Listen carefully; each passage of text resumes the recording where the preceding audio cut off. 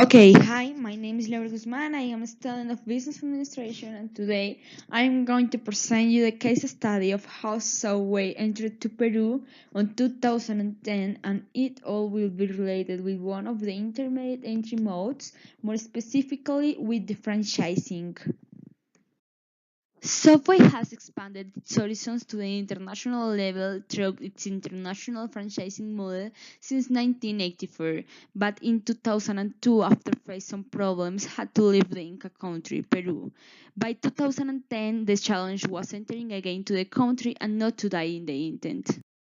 Okay, now I will explain some concepts related with the franchising in order to contextualize you.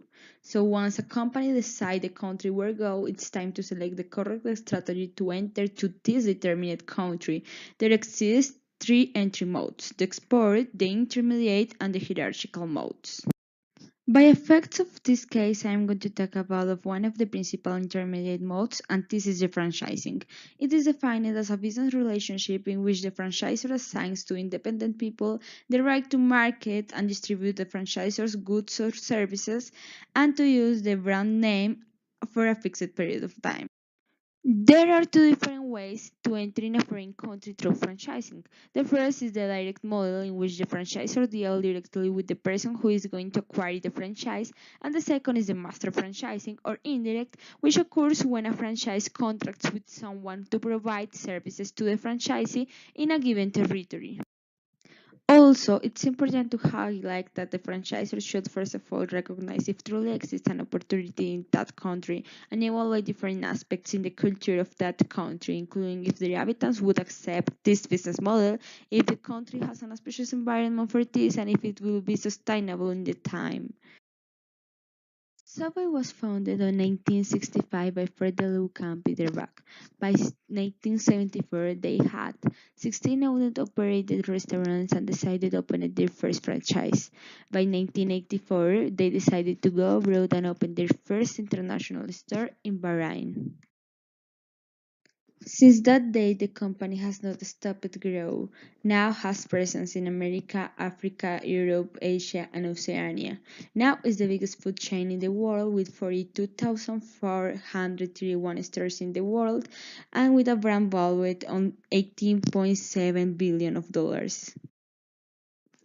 To enter again to Peru, the company had to segment and target again their customers. Before in 2002, they didn't have a defined model of consumer, but in 2010, they decided that their target was people with medium high incomes and who traveled frequently, and this allowed them to know about the brand. Subway has a direct franchising model in which the people who want to acquire a store have communication directly with the manager of the company. As now Subway has a defined target to Peru, the work of that manager is to help the franchisee to find the correct location and to develop the correct plan to each store.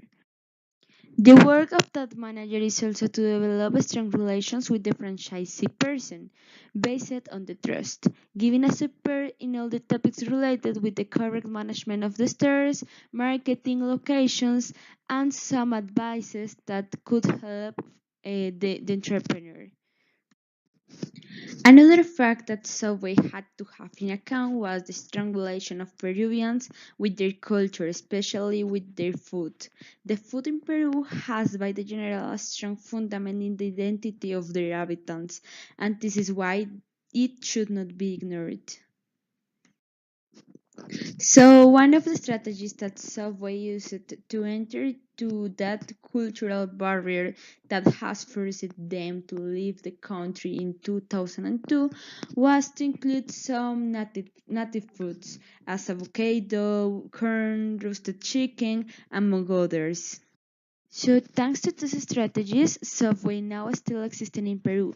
By 2016, they had around 40 stores, and their plans are still growing until being for to 2020 100 stores. The people perceive Subway as a high quality fast food chain with a relative low cost. Concluding this case analysis, it can be observed how the correct strategies in the franchising entry mode can lead to the success in a foreign country. The model that the franchisor decides to apply, the proper understanding of the country's culture, and the good segmentation and target of the market are fundamental. Thank you.